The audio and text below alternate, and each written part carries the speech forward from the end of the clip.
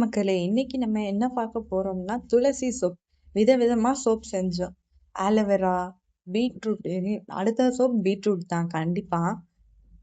நீ இந்த மாரி செஞ்சோம். இப்ப துளசி சோப். இதுக்கு தேவையான பொருட்கள்லாம் தேங்காய் எண்ணெய், நம்ம எப்போதும் போல சோடியம் ஹைட்ராக்சைடு, இந்த 5 எசென்ஷியல் ஆயில்ல நான் லெமன் கிராஸ் எசென்ஷியல் ஆயில் எடுத்திருக்கேன். ஃப்ராக்ரன்ஸ் ஆயில் இல்ல. இப்ப இத வச்சு பக்காவான ஹோம்மேடு சோப் கோல்ட் ப்ராசஸர்ல செய்யலாம். பார்க்கலாமா? ப்ராசஸிங் வந்து ரொம்ப ஈஸி தான். மெஷர்மெண்ட்டோட எடுத்த தேங்காய் எண்ணெய், செக்கு தேங்காய் எண்ணெய். இதுல லெமன் கிராஸ் எசென்ஷியல் ஆயில் வந்து எடுத்துக்கிறேன். நமக்கு தேவையான அளவு, நமக்கு ஸ்மெல் வர்ற அளவு ஊத்துனாலே போதும். இந்த மாதிரி டிராப் பண்ணி எடுத்துக்க வேண்டியது. இது கண்ணாடி பாட்டில்னால நம்ம இப்படி சொட்டு சொட்டா தான் விட முடியும்.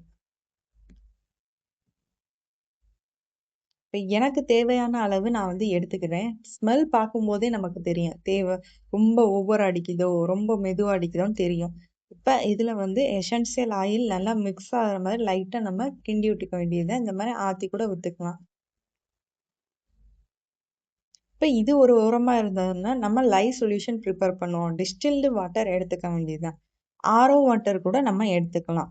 இந்த டிஸ்டில்டு வாட்டரில் சோடியம் ஹைட்ராக்சைடு இதுதான் ப்ரிப்பேர் பண்ண போகிறோம். தண்ணியில தான் எப்போதுமே சோடியம் ஹைட்ராக்சைடை போடணும். போட்டுட்டு ஒரு கரண்டி வச்சு நல்லா பிளாஸ்டிக் கரண்டி நல்லா திடமா இருக்கணும். இந்த மாதிரி கிண்ட வேண்டியதா. கிண்டும் போது பார்த்தீங்கன்னா நல்லா புகை வரும், ஹீட் ஆகும் பாத்திரமே. அப்ப நம்ம என்ன பண்ணணும், இது வந்து கை காலில் பற்றவே கூடாது. அதனால நம்ம ஓரமா ஒரு மணி நேரம் ரூம் டெம்பரேச்சர் வர்ற வரையுமே வச்சுக்கணும். ரூம் டெம்பரேச்சர் வந்தோன்னே தான் எடுத்து இதை யூஸ் பண்ணணும். நான் வந்து ரூம் டெம்பரேச்சர் வச்சு முடிச்சதுக்கப்புறம் இப்போ காட்டுறேன். ஒரு ஓரமாக அதை வச்சோன்னா துளசியை வந்து நம்ம அரைச்சிக்கலாம்.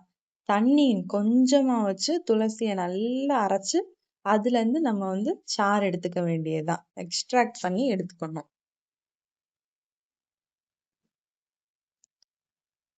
துளசியை நல்லா அலசிக்க வேண்டியதுதான். கீழே வந்து மண் இருக்கும். நல்லா அலசி எடுத்தோம்னா தான் அதை வந்து நம்ம அரைக்கணும்.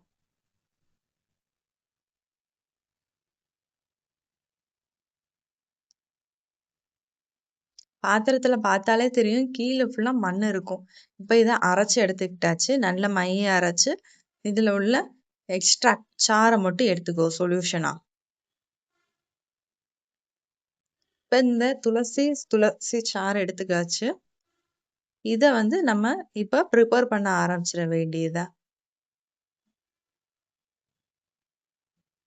இப்போ வந்து நல்லாவே ரூம் டெம்பரேச்சருக்கு ப்ரிப்பேர் ஆகி வந்துருச்சு. இதை வந்து தேங்காய் எண்ணெயில எடுத்து ஊற்றிக்க வேண்டியதான்.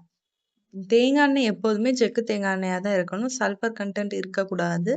அந்த மாதிரி நம்ம செக்கு தேங்காய் எண்ணெய் வாங்கிக்கணும். நாங்கள் வந்து வீட்டிலேயே ப்ரிப்பேர் பண்ண தேங்காய் எண்ணெய். ஒரு நாள் தேங்காய் எண்ணெய் எப்படி ப்ரிப்பேர் பண்ணுறோன்னு சொல்லிட்டு நான் அதை ஒரு வீடியோவாக போடுறேன். இப்போ பாருங்க, நல்லா வந்து லைவ் சொல்யூஷன் ஊற்றினோன்னா கெட்டியாக ஆயிடுச்சு. இதை வந்து கரண்டி வச்சு கிண்டலாம், விஸ்கு வச்சு கிண்டலாம். கொஞ்சம் நல்லா வந்து தண்ணி பதத்துக்கு வர்ற மாதிரி கிண்டிக்க வேண்டியதுதான்.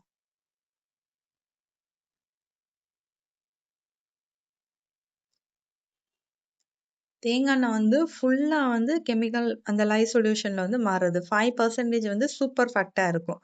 அதுதான் வந்து நம்ம ஸ்கின்னுக்கு மாய்ஸ்சரைசர் வந்து கொடுக்கும் ஈரப்பதமா.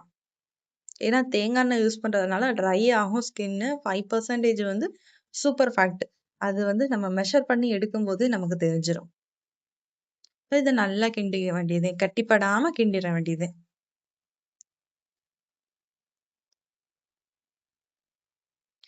கெட்டிப்படாம கிண்டினதுக்கு அப்புறம் நம்ம துளசி சாறை வந்து எடுத்து ஊத்திக்க வேண்டியது.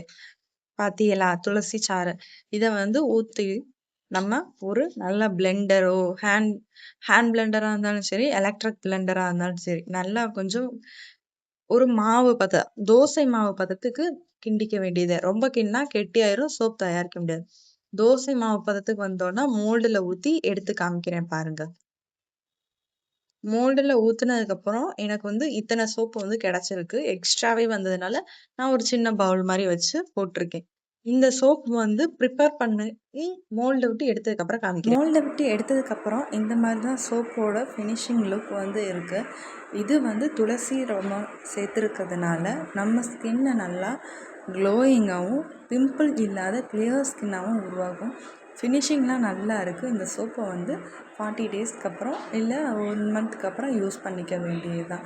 நம்ம எக்ஸஸாக வச்சுருந்த கிணத்துல ஊற்றி வச்சுருந்தோம்ல, அந்த சோப்பு வந்து இவ்வளோ பெரிய பார் சோப்பாக இருக்குது. இதுவே 200 கிராம்ஸ் இருக்குது. சரி, இந்த மாதிரி நம்ம வீடியோவை லைக் பண்ணி வச்சுக்கோங்க.